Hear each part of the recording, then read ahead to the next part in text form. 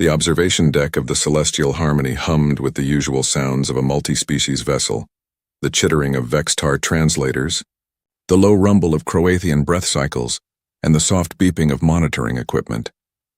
Lieutenant Mara stood at the viewport, her three eyes narrowed in what the humans aboard had learned to recognize as concern. "She's going to get herself killed," Mara muttered, her mandibles clicking nervously. The other cadets pressed closer to the viewing screen, watching the scene unfold on the planet's surface below. A human xenobiologist named Dr. Sarah Chen had ventured into the restricted zone of Verlac Prime, a world known for its apex predators. The creatures here had evolved in a gravity well twice that of Earth, making them dense, powerful, and utterly lethal to most known species. "Why did Command approve this expedition?" asked Zix, a young Andromedan whose crystalline form refracted the viewport's light into dancing rainbows.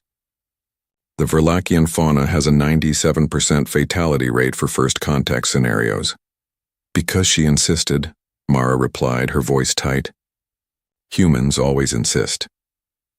On the screen, Dr. Chen moved through the violet-tinged forest with surprising grace for a species that had only achieved interstellar travel 3 generations ago.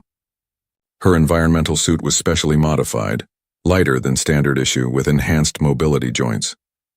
The humans called it practical adaptation. Everyone else called it inadequate protection. The cadets had been studying humanity for 6 standard cycles now, ever since the species had been welcomed into the Galactic Federation. They were an oddity, a species that had somehow survived on a death world without developing natural armor, venomous defenses, or even particularly impressive sensory organs. By all calculations, they should have been prey species. Instead, they had clawed their way to the top of their planet's food chain through sheer audacity and what one Croatian anthropologist had termed weaponized insanity. "Movement detected," announced the ship's AI. "Verlacian predator juvenile classification. Distance 40 meters and closing." The cadets fell silent. Even through the screen, they could see it. A creature roughly the size of a human torso, covered in chitinous plates that gleamed like polished obsidian. It had 6 legs, each ending in claws designed to rend flesh from bone. Its head was mostly jaw, filled with rows of crystalline teeth that could bite through standard hull plating. The creature that the xenobiology database had designated as Tech, a juvenile male separated from his pack, was charging directly at Dr. Chen. "She's not moving," Zix whispered, their form flickering with distress. "Why isn't she moving?" "Humans freeze when confronted with danger," offered Kreth, a Croatian whose species prided themselves on their fight response. "A weakness in their neural architecture," but Lieutenant Mara's eyes were fixed on the screen, watching carefully. She had spent more time studying humans than any other cadet in her cohort. There was something else happening here. Dr. Chen had indeed stopped moving. But as Tech charged closer, 30 meters, 20 meters, she did something that made every cadet in the observation deck recoil in horror. She squatted down, she opened her arms wide, and she yelled, her voice booming through the communication link. "Come here, baby monster!" The observation deck erupted in chaos. Zix's form shattered into 1,000 panicked fragments before reforming. Kreth's combat stimulators activated involuntarily, flooding his system with adrenaline. 3 other cadets simultaneously reached for the emergency communication panel to warn Dr. Chen, even though they knew the signal delay would make any warning useless. Only Lieutenant Mara remained still, watching. Tech crashed into Dr. Chen with enough force to shatter a Vextar's exoskeleton. The human disappeared beneath the juvenile predator's mass, and for a moment every cadet was certain they had just witnessed their first human fatality. Then they heard it. Laughter.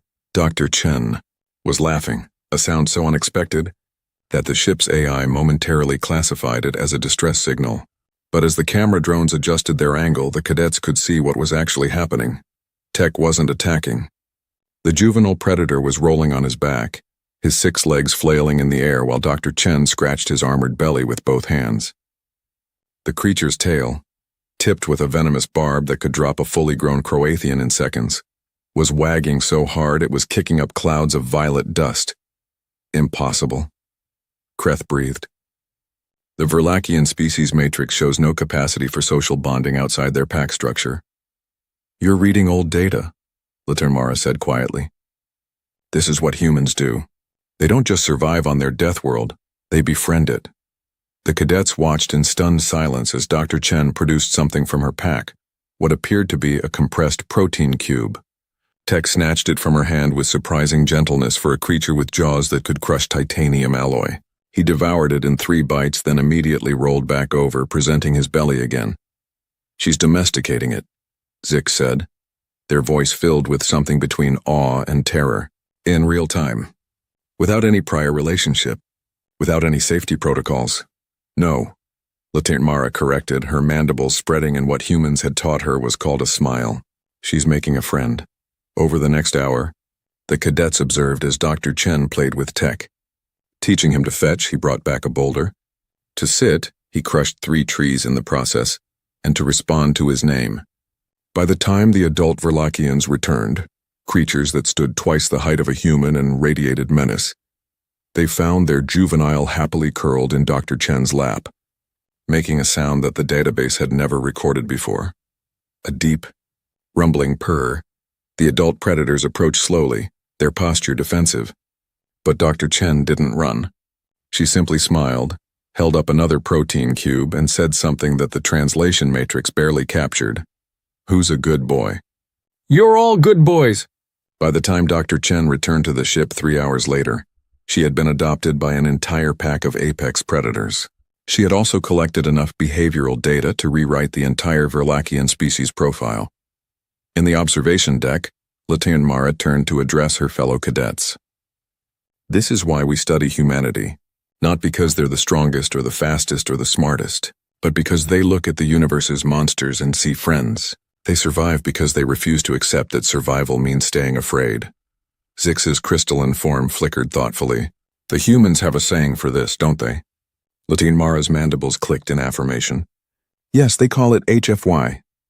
She paused, watching as Dr. Chen waved goodbye to Tech through the viewport, the juvenile predator pawing sadly at the ground. Humanity, fuck yeah. The cadets stood in silence, watching the human walk away from death itself.